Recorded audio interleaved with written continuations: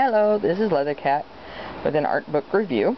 Here we have, obviously, the How to Draw Transformers Prime book for $4.99. I don't know if you can see that. There's two particular points that I want to cover about this book. One, from the standpoint of an overall how to draw book, it's not actually a very useful book for the simple fact that it doesn't cover the basics. It generally assumes that you have at least a working knowledge of the basics of, drawing lines and shapes and, shadows and highlights and color and stuff. Secondly, on the other side of that, if you're looking for something that would make a good quick reference guide specifically for Transformers Prime characters, this is not a bad book to have.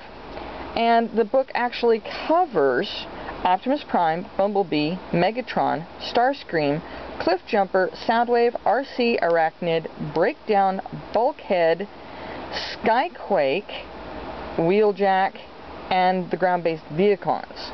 And of course, Skyquake you can use for Dreadwing.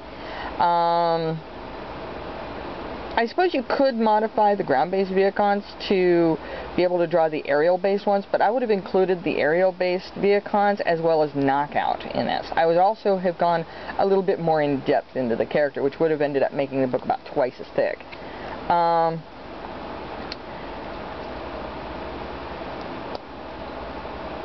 So, for a character, quick reference guide, not a bad book to get.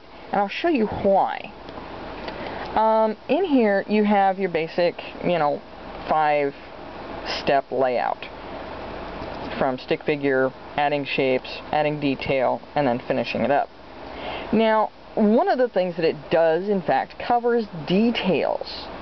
Like I said, you can, for example, on here, you've got the fact that Soundwave has really long forearms and double-jointed knees, which gives him kind of an elongated digigrade stance.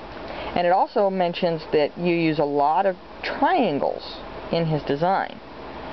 So that's, useful information.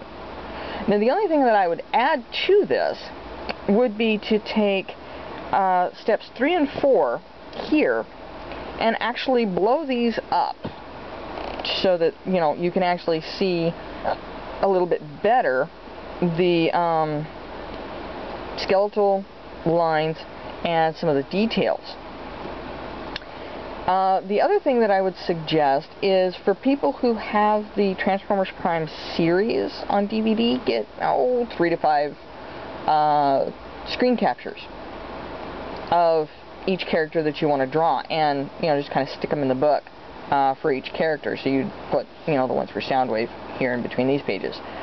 For people who actually want to do more extensive drawing of these characters, I would actually go ahead and get the toys, like this one of Soundwave, which is why I chose him specifically to demonstrate. Other than your typical fiddly bits, like holes and pegs and, pieces like this here, which are obviously not on the, show design, they're actually pretty show accurate. So having the toy to pose and look at some of the details is not a bad idea. Especially for characters that you're going to draw a lot of. So, there's that. Overall, for a beginner book, not very useful.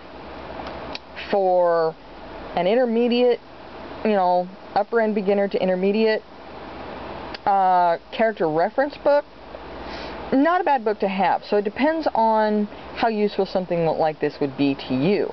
And of course, as a Transformers collector, definitely, especially if you're a fan of Transformers Prime, definitely something to look into getting. And for $5, you know, it's not a bad book to pick up.